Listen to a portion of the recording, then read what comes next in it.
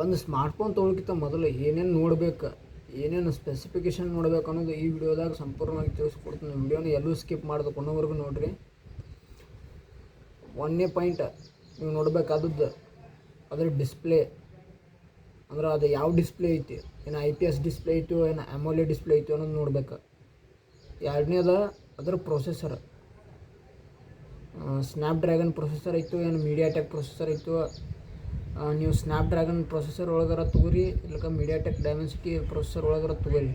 But ಎಷ್ಟು processor ಜಾಸ್ತಿ ಇರ್ತೈತಿಲ್ಲ ಅಷ್ಟು ನಿಮ್ಮ ಸ್ಮಾರ್ಟ್ಫೋನ್ ಸ್ಮೂತಾಗಿ ವರ್ಕ್ ಆಕೈತಿ.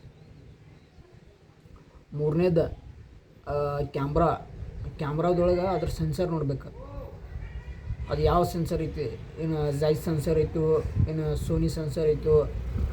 ಮೇನ್ ನಿಮ್ಮ ಪಿಕ್ಸೆಲ್ ನೋಡಿ ಕ್ಯಾಮ್ರಾನ ಜಡ್ಜ್ ಮಾಡಬಾರ್ದು, ಅದ್ರೊಳಗಿರೋ ಸೆನ್ಸರ್ ನೋಡಿ ಕ್ಯಾಮ್ರಾನ ಜಡ್ಜ್ ಮಾಡ್ಬೇಕು. ನಾಲ್ಕನೇದು ಅದ್ರ ಬ್ಯಾಟ್ರಿ ಕೆಪಾಸಿಟಿ ಎಷ್ಟು ಐತಿ ನೋಡ್ಬೇಕು.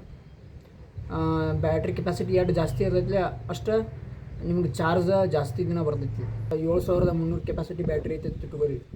ಆರಾಮ್ ನೀವು ಒಂದು ಸಲ ಚಾರ್ಜ್ ಮಾಡ್ರಿ ಅಂದ್ರೆ ನೀವು day to day task use ಮಾಡಕತ್ತೀರಿ ಅಂದ್ರೆ ಆರಾಮ್ 2 ರಿಂದ 3 ದಿವಸ ಬರ್ತೈತಿ.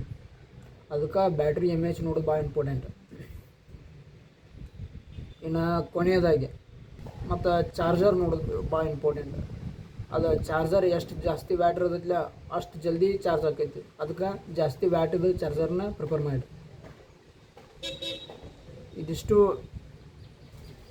ಒಂದು ಸ್ಮಾರ್ಟ್ಫೋನ್ ತೊಗೊಳಕ್ಕಿಂತ ಮೊದಲು ಇಷ್ಟೆಲ್ಲ ನೋಡಿ ಸ್ಮಾರ್ಟ್ಫೋನ್ ತೊಗೋಬೇಕು. ಈ ವಿಡಿಯೋ ಇಷ್ಟ ಆದ್ರೆ ಲೈಕ್ ಮಾಡಿರಿ. ಇಂಥ ವಿಡಿಯೋಸ್ಗೆ ಇಂಥ ಕ್ವಾಲಿಟಿ ಕಂಟೆಂಟ್ಗೆ ನಮ್ಮ ಪೇಜ್ ಫಾಲೋ ಮಾಡಿ.